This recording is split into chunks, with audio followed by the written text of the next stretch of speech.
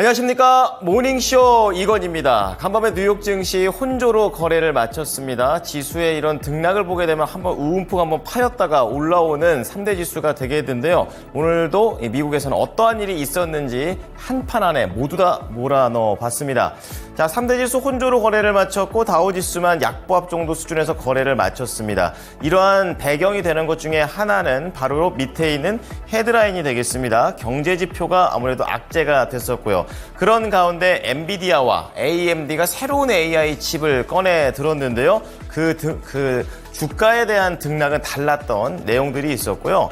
그리고 WWDC, 이 애플과 관련된 모멘텀이 점차 우리한테 다가오고 있습니다. 애플은 다시 한번 올해 최고가의 육박을 소리 없이 도달을 하게 되면서 AI에 대한 기대감을 키웠습니다. 자, 그 밑으로 보시게 되면은 대표적인 미국의 밈 주식이 되겠죠. 게임스탑. 간밤에 AMC뿐만이 아니라 밈 주식들이 들썩거렸던 그런 하루가 됐습니다. 그렇기 때문에 다우존스는 밀렸지만 나스닥이 올라갈 수 있었던 그런 재료가 되겠고요. 거기에 어제는 엑손모빌을 봐드렸다면 오늘은 쉐브론과 관련된 에너지 관련된 종목들의 부진함이 나와줬습니다. 그리고 장중에 시세 오류가 나게 되면서 2시간 동안 먹통이 됐었던 버크셔 해서웨이 클래스 A와 관련된 그런 내용들도 있고요. 거기에 글락소미스 관련된 제약바이오 쪽에서의 악재들까지 GSK로 알아보도록 하겠습니다. 자, 옆으로 넘어와 보시게 되면 국내 그리고 해외에서 중요한 내용들 좀 더 6개의 이슈로서 정리를 해놓은 상태가 되겠는데요. 성장률에 대한 내기, 그리고 반도체, 그리고 어제 아주 뜨거웠죠. 바로 이 동해 유전과 관련된 그런 내용도 좀 자세하게 좀 추가적인 내용들 따라가 보도록 하겠고요. 밑으로 증권가 리포트 3가지 준비되어 있습니다. 오늘도 목표가 상향 조정된 종목 2개, HL만더와 GS 리테일, 그리고 이제는 화해를 해서 갈 수 있는지 하이브와 관련된 내용들까지 함께 보시겠습니다. 자, 그럼 미국부터 보시죠. 3대 지수 혼조로 거래를 마쳤습니다. 다우지수만 밀리는 흐름을 보여줬었는데요. 이날 시장에서는 경제지표가 그닥 좋지가 않았습니다. 제조업도 안 좋았고 건설 현황도 안 좋았습니다. 그렇기 때문에 다시 한번 경기 전망에 대한 우려가 컸었던 하루가 되겠고, 그런데도 불구하고 장 후반에 조금 올릴 수 있었던 것은 엔비디아, 그리고 미국의 10년물 국채 수익률이 있었기 때문에 그나마 회복을 했던 하루라고 보시면 되겠습니다. 자, 밑에 헤드라인으로 보겠습니다. 미국의 제조업이 부진했습니다. 이날은 2가지 회사에서 발표가 나왔는데 하나는 ISM, 하나는 S&P 글로벌, 이렇게 2가지에서 나왔습니다. 하지만 시장에서는 안 좋게 나온 쪽으로 포인트를 맞추는 그런 내용이 되겠는데요. 자, 이제 미국의 경제 호황을 견인을 그동안 해왔었던 소비가 둔화 신호를 나타낸 데 이어서 이제는 제조업 경기까지 2달째 위축 국면을 들어가 있는 상태입니다. 그렇기 때문에 미국 연준에서 계속해서 하고 있는 고강도 긴축이 2년여 만에 지금 효과를 발휘하면서 미국의 경제가 냉각되기 시작했다라는 분석도 나왔습니다. 현지 시간으로 3일 미국의 공급관리협회 ISM이 발표한 5월 미국의 제조업 구매 관리자 지수가 48.7로 집계됐습니다. 예상치를 하회했고 전월보다도 하락했습니다. 여기에 세부적으로 신규 주문자 지수가 전월 대비 크게 하락했고 지난해 5월 이후 1년 만에 최저치를 기록했고요. 제조업 생산도 역시 지난 5월, 4월 이후에 계속해서 가장 낮은 수치, 주문잔고 역시 42.4를 기록하면서 작년 11월 이후 반년 만에 최저 수준을 나타냈습니다. 특히 여기에서 주목해 봐야 될 것은 제조업 경기가 위축된 가운데 물가 압력이 낮아져서 주목이 됐는데요. 가격 지수가 57이 나오면서 전월 대비 큰 폭의 하락세를 보였습니다. 자, 이날 ISM 말고도 S&P 글로벌에서도 미국의 5월 제조업 PMI를 발표했는데 49가 아니라 51.3, 즉 경기가 확장되고 있는 국면 쪽으로 발표가 나왔습니다. 전월보다도 좋았고 전망치를 상회하는 그런 내용들이 나와줬지만 결국 시장에서는 이 S&P 글로벌 쪽 데이터보다 ISM 쪽 데이터에 포인트를 맞추게 되면서 부정적으로 해석을 했고요. 자, 이로 인해서 반대로 이제 금리 인하에 대한 기대감이 조금 더 커졌습니다. 이날 패드워치 내용에 따르게 되면 9월에 FOMC에서 금리를 0.25%포인트 내릴 확률과 관련해서 59%로 올라갔는데요. 하루 전에 54%, 일주일 전에 49%에서 계속해서 확률이 올라가고 있는 미국 시장이었습니다. 자, 두 번째 내용 체크해 보겠습니다. 요즘 대만계 미국인들의 활약이 대단하죠. 바로 엔비디아와 AMD가 되겠습니다. 새로운 AI 칩과 관련된 내용들이 발표가 됐었는데요.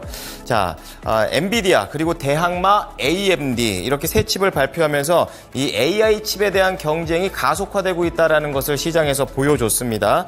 엔비디아와 AMD 두 회사 모두 다 이 대만에서 열린 엑스포 컴퓨텍트 2024를 개막을 전후로 해서 새로운 칩을 공개한 바 있는데요. 어제도 말씀을 드렸지만 젠슨 황 CEO는 이날 차세대 AI 그래픽 처리 장치를 공개했고 또 신제품의 출시 주기를 기존 2년에서 1년으로 단축해서 좀 빠르게 신제품을 내놓는다고 말을 해가지고 주목을 받았었습니다. 여기에 대항마 AMD 리사 수 CEO는 같은 자리에서 최신 첨단 가속기를 연내 출시할 계획이다 이렇게 얘기를 했고요. 이 칩은 첨단 데이터 센터부터 AI 노트북까지 여러 개의 기계에서 다양하게 활용될 수 있다고 얘기를 했고 그날 현장에서는 이제 엔비디아의 가장 중요한 경쟁자 중 하나로 AMD가 부상했다라고 존재감을 평가받았습니다. 하지만 그 이후에 블룸버그 통신의 내용을 따르게 되면 이런 젠슨 황의 CEO의 발표가 엔비디아의 지속적인 우위를 이끌게 될 것이고 AMD와 같은 다른 경쟁사가 단시간 내에 이 위치를 끌어내리기에는 어려워 보인다라고 얘기했고요. 리서치 회사 CFRA는 이번 발표가 나왔음에도 불구하고 목표가랑 그리고 매수 등급을 그대로 유지만 시켜버렸습니다. AMD가 올해 수익을 낼 것으로 예측은 하고 있지만 역시 220여 명의 애널리스트가 다가오는 기간에 수익을 하향 조정했다라는 점이 이런 AMD의 움직임에 대해서 낙관론이 조금 신중하게 봐야 된다라는 쪽으로 해석을 해줬습니다. 그래서 이날 엔비디아는 4% 올랐고 AMD는 2% 내리게 되면서 1등과 그리고 2등의 차이가 확실히 구분지어졌습니다. 자, 세 번째 보시죠. 애플입니다. 자, 6월 이제 곧 있을 WWDC와 관련해서 AI에 대한 얘기들이 나오고 있다 이렇게 얘기하면서 소리 소문 없이 계속해서 올라가고 있는 그런 상황이 되겠는데요. 자, 올해 최고가에 육박하고 있습니다. 현지 시간으로 3일 뉴욕 증시에서 애플이 지난 1월 29일 이후에 4개월 만인 지난달 20일 190달러 선을 회복하고 올해 최고가 194달러를 육박하고 있습니다. 한 달 보름 사이에 무려 17%나 상승을 한 거고요. 시가총액도 이제 3조 달러 탈환을 시도하고 있는 상황입니다. 자, 애플의 주가의 상승세는 다음 주 10일부터 열리는 WWDC에 대한 기대감이 반영되는 것이다 라고 시장에서는 보고 있는데요. 자, 올해에는 애플이 AI 전략을 발표할 것으로 현재 예상되고 있습니다. 그동안 AI 경쟁에서는 뒤처지고 있다라는 오명을 그동안 받고 있었는데 본격적인 경쟁이 될 것이다 라는 쪽으로 기대받고 있고요. 다만 이제 어떤 식으로 AI가 나올 것이다 라고는 전망되지 않고 있습니다.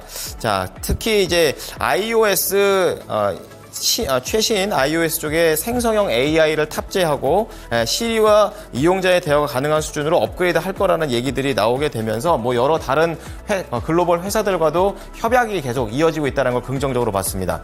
자, 밑에 있는 파란색 줄에 그려져 있는 종목들 좀 체크해 보겠습니다. 유독 많이 움직였던 종목인데요. 게임스탑입니다. 이 밈주식계의 셀럽 키스길이 대규모 강세 베팅을 하게 되면서 급등을 했습니다. 이날 게임스탑은 21%나 급등을 하게 되면서 주당 28달러 선에 거래가 되는 모습이었습니다. 개장 전에도 90%나 올랐다가 그래도 21%대로 내려온 거고요. AMC 역시 이날 동반 상승하게 되면서 셀럽의 입김이 이렇게 세구나라는 것을 한번 보여주는 게임스탑이 되겠고요. 두 번째 종목은 쉐브론이 되겠습니다. 지금 3% 가깝게 하락하는 모습들이 나왔는데요. 어제 오펙 플러스에서 감산을 계속 유지한다 이렇게 말씀을 드렸었는데 이 감산 기조가 내년 9월까지는 계속해서 좀 완화되어 갈 것이다 라는 전망이 추가적으로 나오면서 수요에 대한 걱정들이 겹치게 됐고 쉐브론과 그리고 다른 대형, 중소형 모든 에너지 종목들이 다 밀려 내려갔습니다. 2.9% 하락하면서 157달러 선에서 거래를 마쳤습니다. 자, 이날 시장에서 해프닝으로 있었던 버크셔 해서웨이 클래스 A 좀 보도록 하겠습니다. 이날 0.59%로 상승 마감을 했지만 2시간 동안 전산 오류로 인해서 무려 99% 급락한 가격대로 나왔습니다. 그래서 이것 때문에 뭐 거래가 돼서 문제가 추가로 됐던 건 아니고 바로 거래 정지시켜서 2시간 이후에 고친 다음에 재개를 했던 그런 내용입니다. 그래서 이게 0.59%대의 하락세로서 거래를 마쳤고요. 예, 이렇게 세 가지 종목 좀 체크를 해보도록 하겠습니다.